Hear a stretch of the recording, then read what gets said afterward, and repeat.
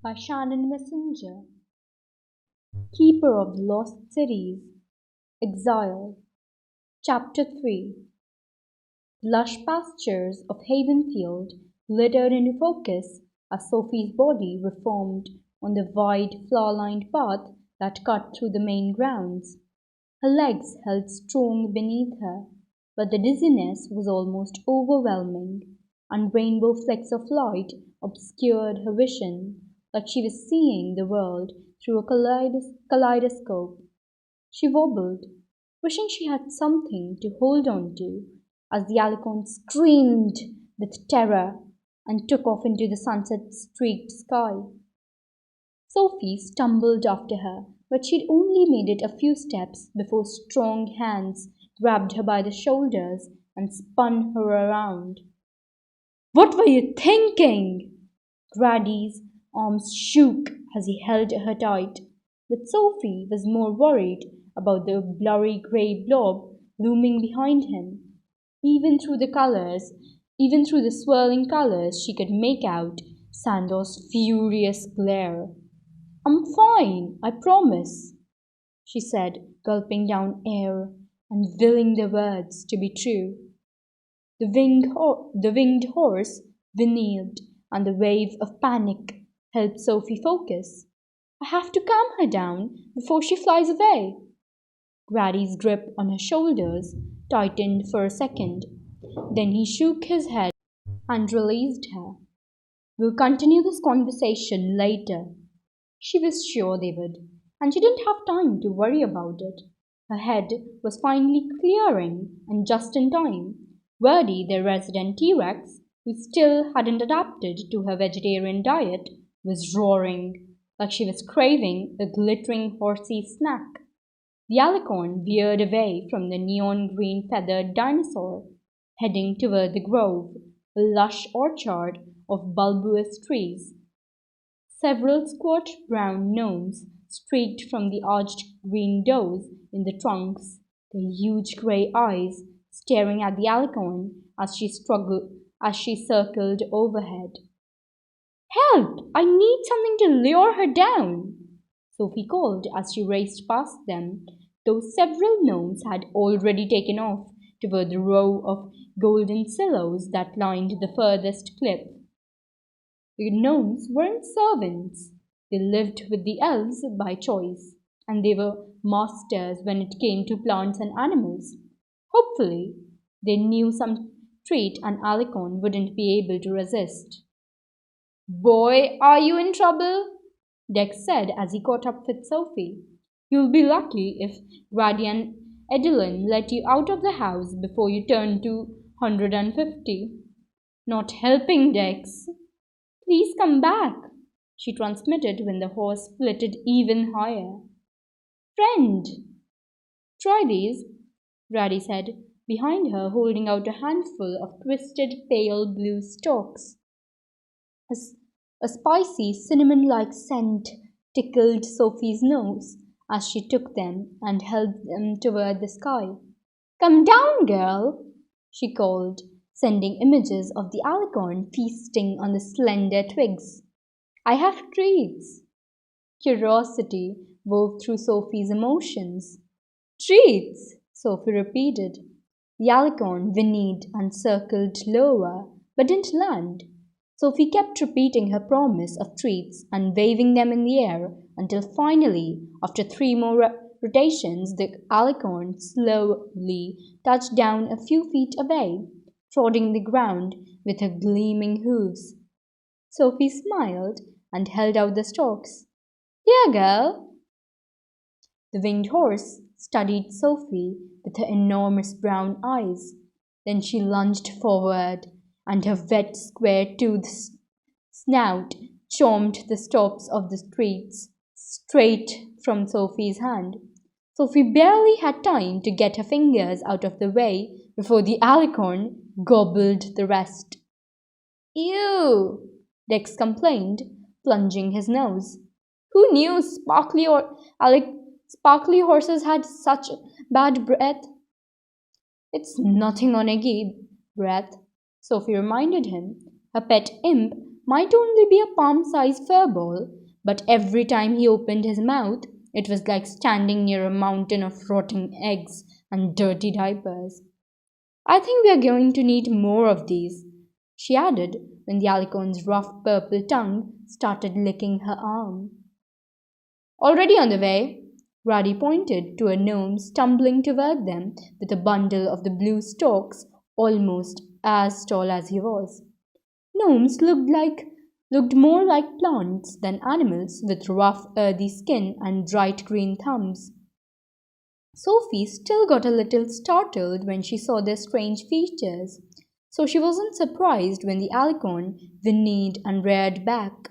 But the gnome wasn't fazed, flashing a green-toothed grin as he spread the treats in a thin trail leading to an aviary they usually used for petrodactyls.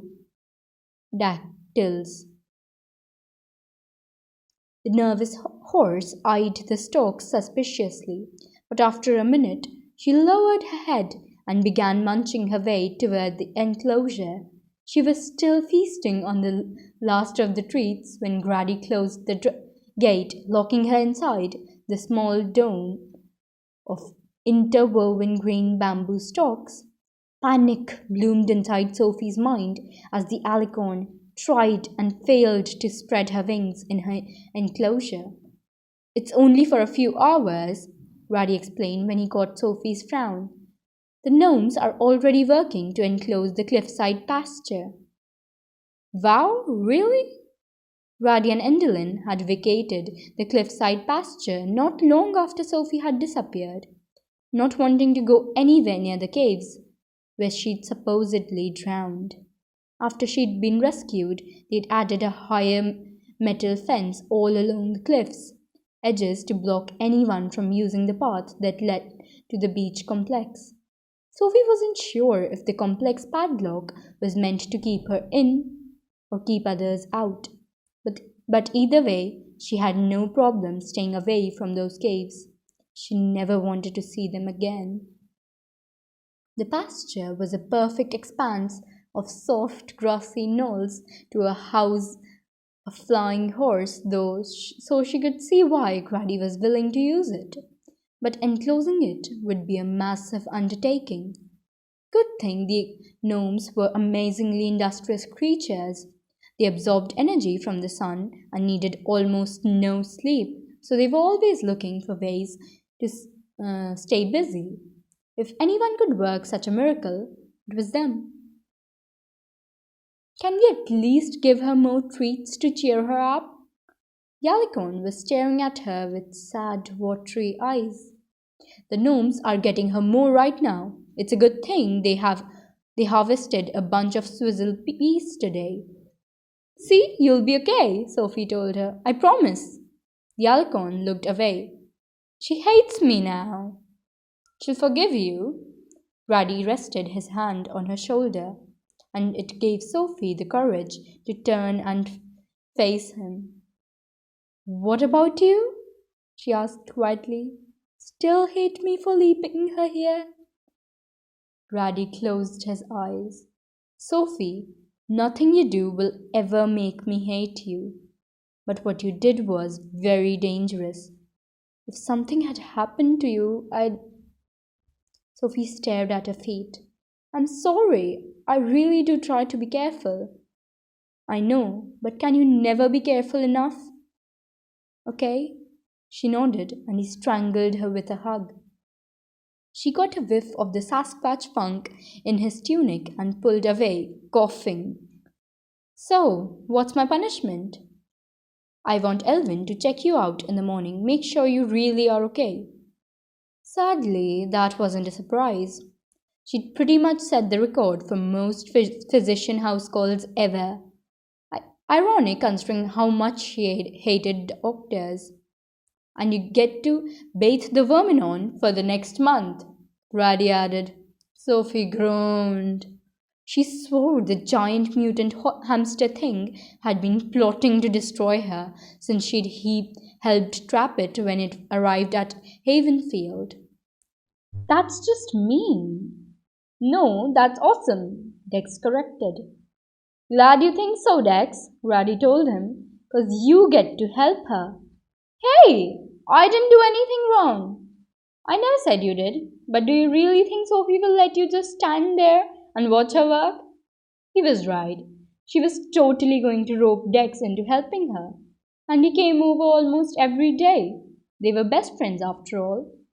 But something about the way Grady was smiling at them made Sophie's cheeks feel hot.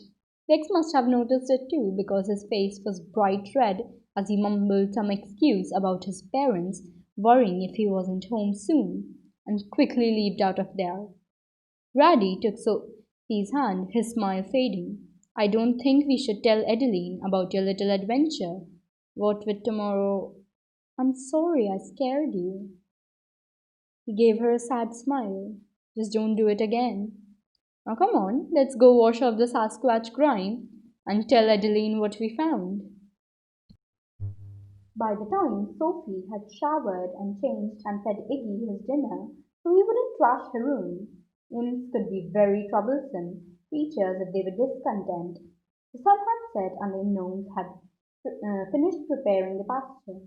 Goosebumps prickled Sophie's skin as she made her way to the new enclosure, and even though she tried not to look, her eyes still wandered toward the cliffs. The moonlight glinted off the edge of the iron gate.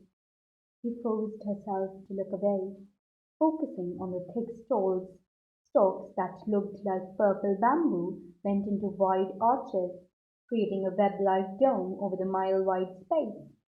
More arched stalks had been lined up like dominoes, creating a covered pathway to securely transport Yalcon from one enclosure to another. But Yalcon was nowhere to be seen. "He's too panicked," Brady explained when Sophie found him at the Petrodactyl pen. "The gnomes are afraid to move her right now. She might hurt herself trying to escape." "You don't have to be afraid, pretty girl," Adeline whispered as she approached the bars, holding Swizzlepiece. "We're trying to help you." The Alcon whinnied and bucked. Adeline backed away, brushing her wavy amber-colored hair out of her face. "I'm not sure what else to try." "Think you can calm her down, Sophie?" Grady asked. "Maybe." Sophie stepped closer, and as soon as Yalcon spotted her, he stopped thrashing. The moonlight had turned her opalescent fur to gleaming silver, and her dark eyes glittered like stars. "Friend?" Sophie transmitted. "Friend!" Yalcon transmitted back, lowering his snout so Sophie could reach through the bars and scratch her cheeks. "Amazing," Adeline breathed as she smiled for the first time in at least a week. The dark shadows under her turquoise eyes faded too. "Can you get her to walk to her new pen?" "I'll try." Sophie transmitted images of the cliffside enclosure, repeating, "Your new home." When that didn't seem to help, she added a picture of the Alcon grazing inside. The Alcon processed the image and replied with one of her own, a dark starry sky with a glittering silver horse flying free. "I don't think she wants to stay here," he whispered. "Well, she has to. She's far too important," Grady reminded her. "Plus, this is the only way to keep her safe. Think about what would happen if humans got their hands on her." An image of the Alcon strapped to a million creepy medical machines flashed through Sophie's mind, and she shuddered as she transmitted, "It's safe here." "Safe," the Alcon repeated, but it didn't feel like she really understood the word. Or maybe she didn't care. Sophie tried a different tactic. "You won't be alone anymore." The Alcon processed that, and after several seconds transmitted back a tentative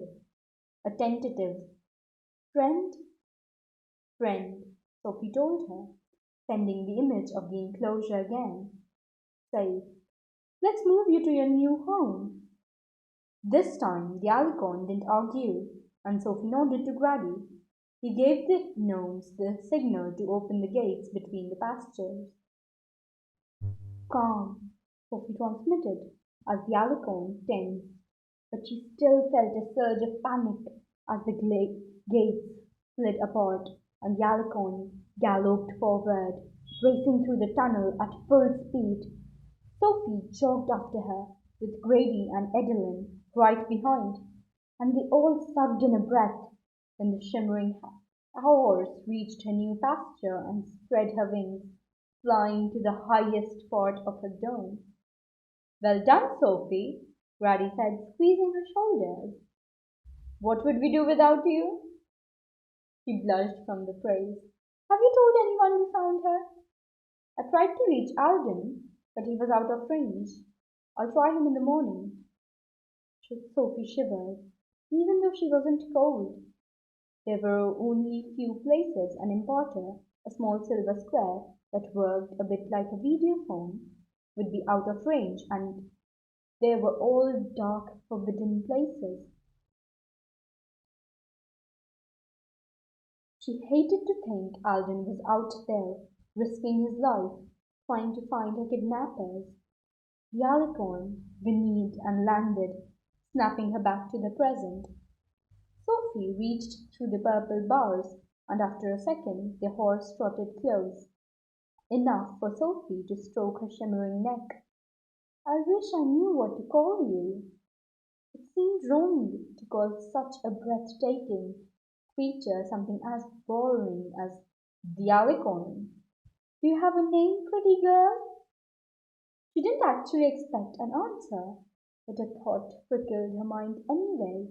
It felt strangely warm and soft, and when she concentrated, it twisted and flipped into a word.